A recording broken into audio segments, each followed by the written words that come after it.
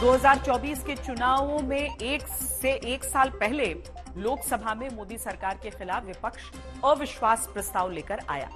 प्रधानमंत्री का एक बयान बहुत चर्चा में आया था, जब पीएम मोदी ने कहा था एक अकेला, मतलब ये था कि पूरे विपक्ष से अकेले लड़ने में नरेंद्र मोदी ही काफी है। ये बयान आज इसलिए याद किया गया क्योंकि हरियाणा में चुनाव हारने के बाद पूछा जा रहा, क्या कांग्रेस अकेले बीजेपी के खिलाफ लड़कर चुनाव नहीं जीत सकती? जहां भी कांग्रेस पार्टी के कैंडिडेट्स हैं, नेशनल कॉन्फ्रेंस के लोग, नेशनल कॉन्फ्रेंस के कार्यकर्ता, आप पूरा समर्थन उनको दीजिए।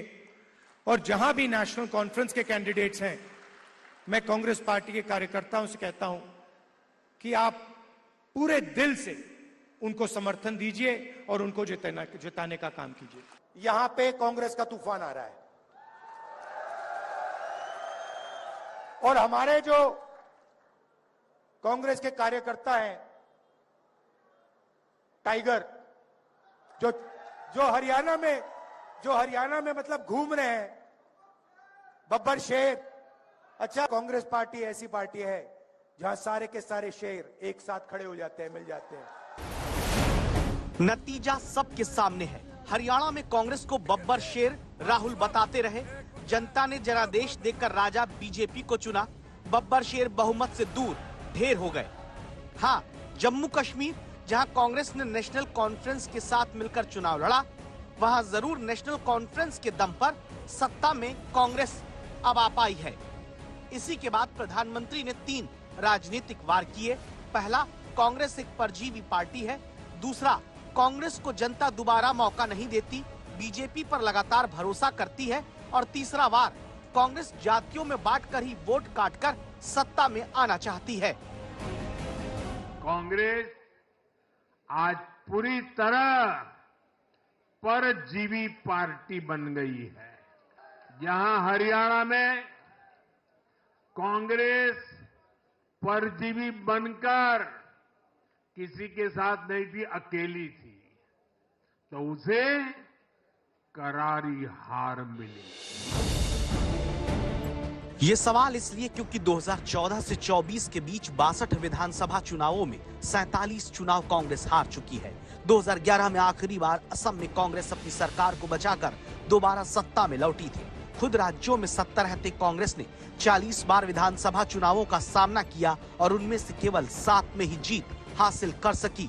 लोकसभा चुनाव से पहले मध्य प्रदेश, छत्तीसगढ़, राजस्थान में सीधे बीजेपी से होने वाली टक्कर में तीनों जगह कांग्रेस हारी, जबकि 2 जगह सत्ता में कांग्रेस ही थी। सिर्फ हिमाचल और कर्नाटक में हाल के समय में बीजेपी से सीधी टक्कर में कांग्रेस जीत पाई। ऐसा लगता है हरियाणा के लोगों ने छप्पर फाड़कर वोट दिया है।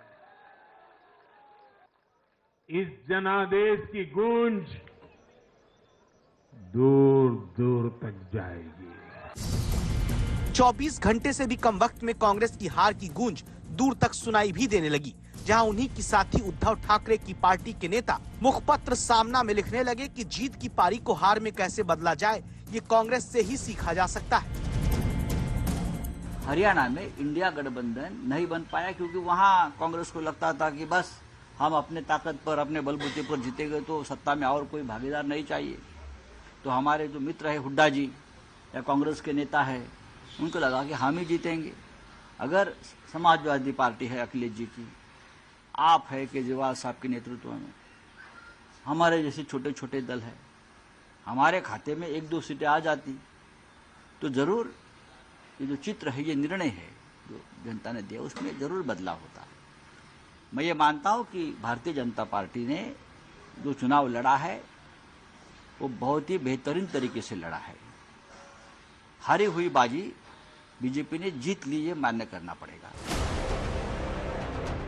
जहां अपने कहने लगे कि बिना साथी के लड़ेंगे तो जीत से कटेंगे, वहां लोकसभा चुनाव से ही ये बात सामने आने लगी कि कांग्रेस परजीवी हो गई। बीजेपी ने परजीवी इसलिए कहा क्योंकि दावा हुआ कि कांग्रेस सहयोगी पार्टी की कीमत पर ही जीत हासिल करती है। क्या ये आरोप सच्चे हैं?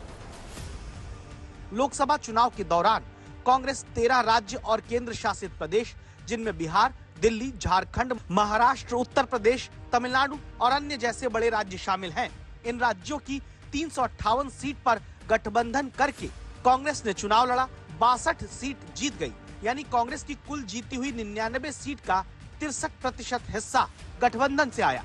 जबकि आप देखिए तो कांग्रेस अकेले जहां लड़ी वो 23 राज्य और केंद्र शासित प्रदेश हैं, जिनमें छत्तीसगढ़, हिमाचल, कर्नाटक, मध्य प्रदेश, ओडिशा, उत्तराखंड, तेलंगाना जैसे बड़े राज्य हैं।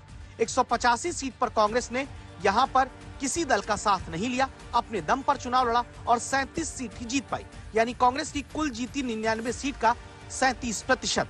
ये चुनावी आंकड़ा बताता है कि लोकसभा में कांग्रेस की 99 सीट वाली विजय में 63% जीत की वजह गठबंधन बना, जबकि 37% जीत की वजह ही कांग्रेस खुद अपने दम पर बन पाई।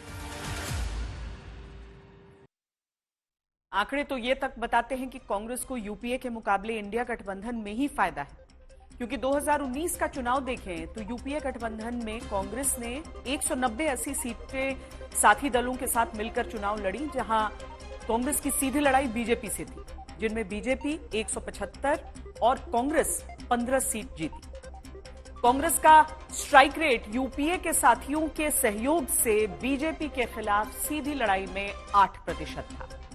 तब औसत हर 10 में से 9 सीटें बीजेपी जीती, 1 कांग्रेस जीती। लेकिन अब इंडिया गठबंधन वाले दौर में कांग्रेस को मिली सीटों की संजीवनी पर देखें तो 2024 में ऐसी कुल 215 सीटें हैं जहां कांग्रेस ने साथी दलों के साथ मिलकर बीजेपी के खिलाफ सीधी लड़ाई वाला इलेक्शन लड़ा। यहां पर बीजेपी 153 सीटें जीती, कांग्रेस 62 और कांग्रेस का स्ट्राइक रेट 29%। औसतन हर 10 में से 7 सीट बीजेपी जीती, 3 कांग्रेस जीती, यानी यूपीए गठबंधन के मुकाबले इंडिया गठबंधन में रहते हुए कांग्रेस को बीजेपी से लड़ने में थोड़ा फायदा होता नजर आया।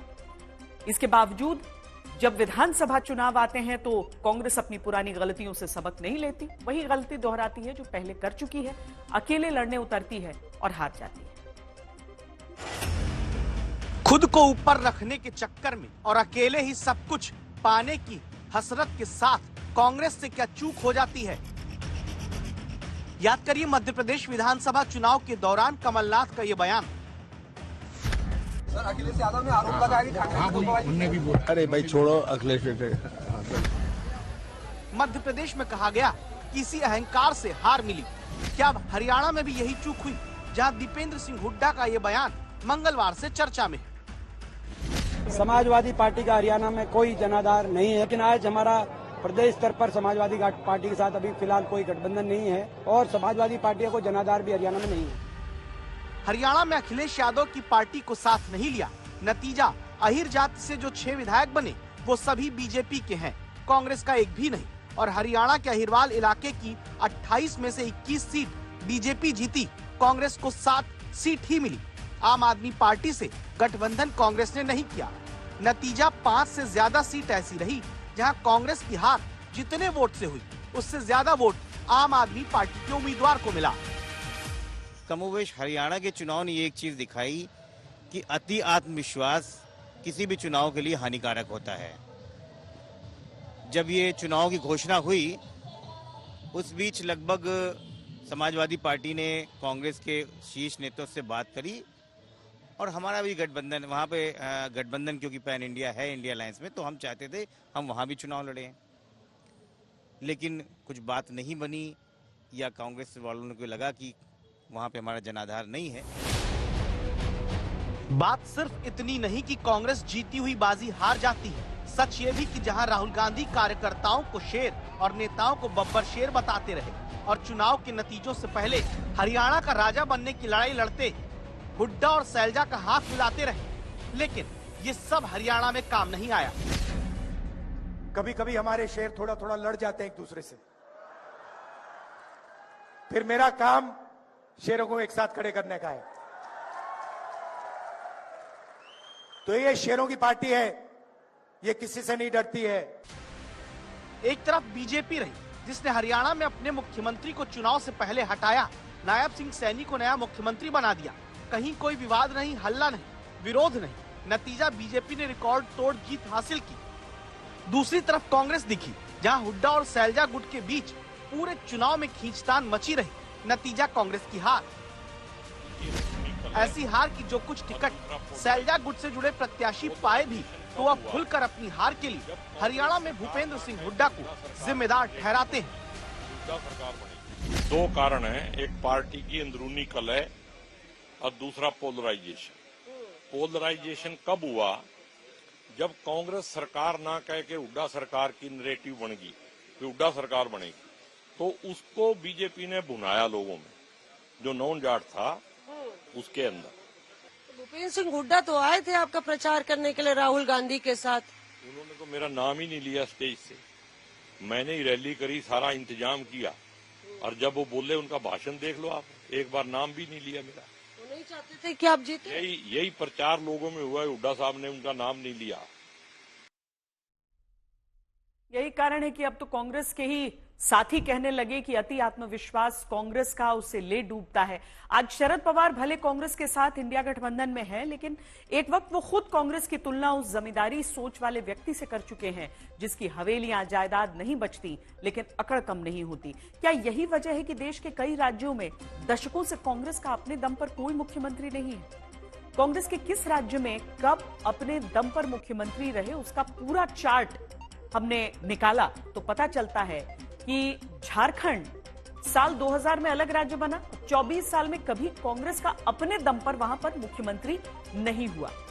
हां, गठबंधन में कांग्रेस जरूर है। तमिलनाडु ऐसा राज्य है कि 57 साल से कांग्रेस अपने दम पर सरकार में नहीं आई, गठबंधन भरोसे जरूर है। उत्तर प्रदेश में 35 साल से कांग्रेस का अपना मुख्यमंत्री नहीं, गठबंधन भरोसे है।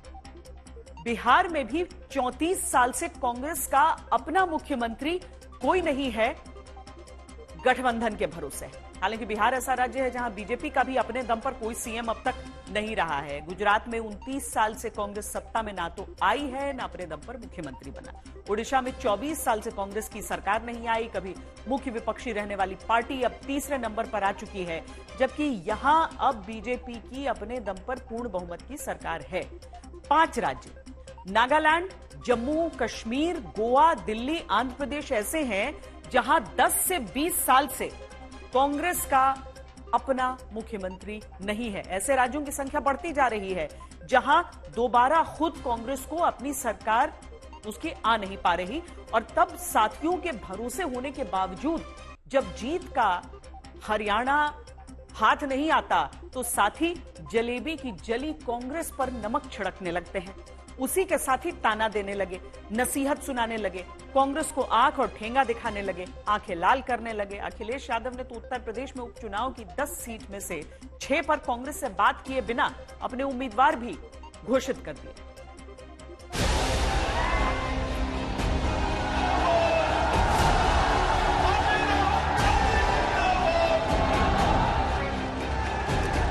लोकसभा चुनाव में जिन दो लड़कों की जोड़ी के दम पर ही समाजवादी पार्टी को रिकॉर्ड तोड़ सीट मिली और कांग्रेस वापस खड़ी होती दिखी,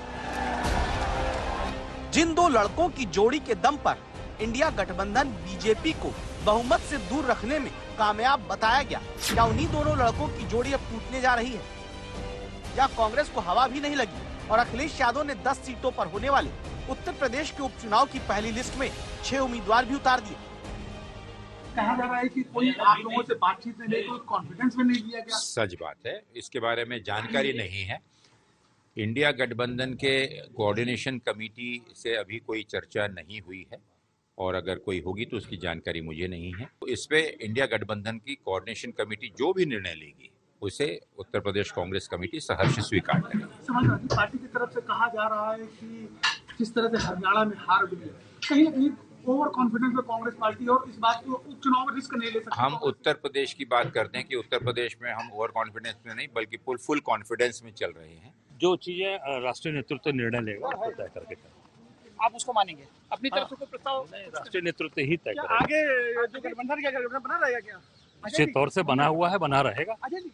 वजह क्या है? सर ये बताइए अब एकदम क्या कोई चर्चा नहीं हुई थी? अब कोई चर्चा नहीं आई है, अभी सामने जब राष्ट्रीय नेतृत्व तय करेगा। इतनी दिन से चल रहा था, आपने 5 सीटों उन्होंने कोई चर्चा नहीं की किसी तरह। अभी राष्ट्रीय नेतृत्व निर्णय इस पर लेगा। टिकट को लेकर न तो यूपी कांग्रेस के इंचार्ज अविनाश पांडे से चर्चा हुई, न प्रदेश अध्यक्ष अजय राय से राय ली। समाजवादी पार्टी ने 6 सीट पर उम्मीदवार उतारे, मतलब कांग्रेस को सीधा संदेश, गठबंधन कांग्रेस की मजबूरी है, समाजवादी पार्टी की नहीं।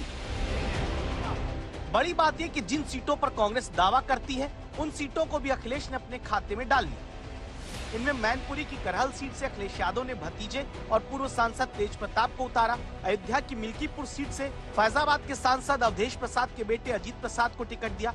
अंबेडकर नगर की कटहरी सीट से समाजवादी पार्टी के सांसद लालजी वर्मा की पत्नी शोभावती वर्मा को टिकट मिला। कानपुर की सीसामऊ सीट से पूर्व एसपी विधायक इरफान सोलंकी की पत्नी नसीम सोलंकी टिकट पाई। मिर्जापुर की मझवा सीट से पूर्व सांसद रमेश बिंद की बेटी ज्योति बिंद को उतारा गया और प्रयागराज की फूलपुर सीट से पूर्व एसपी विधायक मुस्तफा सिद्दीकी को टिकट दिया गया। जब किसी अलायंस को लेकर बात चलती रहती है और आखिरी दिन तक कार्यकर्ता मन बनाए रहते हैं कि हमको साथ लड़ना है, कई लोग जो चुनाव अलायंस में जिनकी सीटें जा रही होती हैं वो अपने दूसरे विकल्प देख लेते हैं, और कई लोग जो रूलिंग पार्टी के होते हैं, कांग्रेस पार्टी के लोगों ने ये महसूस किया होगा कि ये सीट जा रही है तो वो शिथिल हो गए होंगे। जब अलायंस नहीं होता तो कार्यकर्ता का मन टूटता है, और कई बार ऐसा हो जाता है कि कार्यकर्ताओं को निचले स्तर पे नेताओं को लगता है कि हमारा अपमान हो गया, हमारी पार्टी को प्रॉपर सम्मान नहीं मिल पाया। इसलिए मेरा मानना है कि गठबंधन की चर्चा बहुत शांति से होनी चाहिए, हो पाए तो ठीक, न हो पाए तो ठीक। चुनाव परिणाम के बाद से समाजवादी पार्टी के नेता और प्रवक्ता जिस तरह से कांग्रेस की आलोचना कर रहे हैं उससे स्पष्ट हो रहा है कि गठबंधन में गांठें बहुत गहरी पड़ गई है। वैसे भी समाजवादी पार्टी का पुराना ट्रैक रिकॉर्ड है कि जिसके साथ भी गठबंधन एक चुनाव में करते हैं, अगले चुनाव से पहले ही गठबंधन तोड़ देते हैं।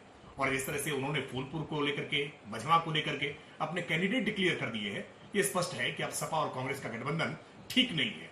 समाजवादी पार्टी उनके साथ अब अपमानजनक व्यवहार करेगी, जैसा अपमानजनक व्यवहार कांग्रेस पार्टी ने हरियाणा में अखिलेश यादव जी के साथ किया था। जिन 10 सीटों पर उपचुनाव हो रहे हैं उनमें से 5 सीट कांग्रेस खुद चाहती थी, लेकिन समाजवादी पार्टी ने 6 सीट पर उम्मीदवार उतार दिए हैं। कांग्रेस की नजर मझवा सीट पर है, अखिलेश ने वहां अपना टिकट दे दिया। कांग्रेस की नजर फूलपुर सीट पर रही, अखिलेश ने वहां भी उम्मीदवार उतार दिया। मतलब अखिलेश ने अपनी पहली लिस्ट में इन दोनों सीटों पर कांग्रेस के लिए दरवाजे बंद कर दिए। कांग्रेस को अब भी उम्मीद है कि शायद फेरबदल हो जाए। महाराष्ट्र, जहां कांग्रेस का शरद पवार और उद्धव ठाकरे की पार्टी के साथ गठबंधन है, वहां तो कल से ही तनातनी और ज्यादा बढ़ गई है। एक दूसरे को गठबंधन धर्म याद कराया जा रहा है, कहा जा रहा है कि ऐसे मत बोलो, वैसे मत बोलो। रीजनल पार्टी के सपोर्ट शिवाय, सपोर्ट के बिना चाहे कांग्रेस पार्टी हो चाहे बीजेपी हो, कोई भी देश में राज नहीं कर सकता। अगर रीजनल पार्टी नहीं होती तो अटल जी प्रधानमंत्री नहीं होते, मनमोहन सिंह जी प्रधानमंत्री नहीं होते। तो रीजनल पार्टी की जरूरत है और रहेगी। महाराष्ट्र की राजकीय परिस्थितियां अलग है और हरियाणा की राजकीय परिस्थितियां अलग है। महाराष्ट्र में शाहू फुले अम्बेडकर विचारधारा है, छत्रपति शिवाजी महाराज की विचारधारा का महाराष्ट्र है, तो वहाँ का और यहाँ के बहुत फर्क है। और महाराष्ट्र बड़े तादाद में, बड़ी ताकत के साथ कांग्रेस और हमारी अलायंस पार्टी बहुमत से जीतेगी, इसमें कोई दो मत नहीं। इतनी एंटी इनकम्बेंसी होने के बावजूद, 10 साल सत्ता में रहने के बावजूद, जनता का आक्रोश होने के बावजूद भी जनता ने उन पर विश्वास जताया है। चुनावी हार जीत लगी रहती है, पर अपना आकलन करेंगे, एनालिसिस होगा कि किस कारणवश ये लोग सरकार नहीं बदल पाए, उनको हरा नहीं पाए हैं। सेम जो हारे हैं वो भी इंट्रोस्पेक्ट करेंगे। ऑब्वियसली इंट्रोस्पेक्शन करने की जरूरत है कि एक जब माहौल बना हुआ था, एक एंटी इनकम्बेंसी दिख रही थी, उनको अपना चीफ मिनिस्टर बदलना पड़ा था कुछ महीनों पहले, तो ये सब जब सामने दिख रहा था, फिर ऐसा क्यों है कि आप विश्वास को वोट में नहीं बदल पाए? हमसे जीत छीना गया है।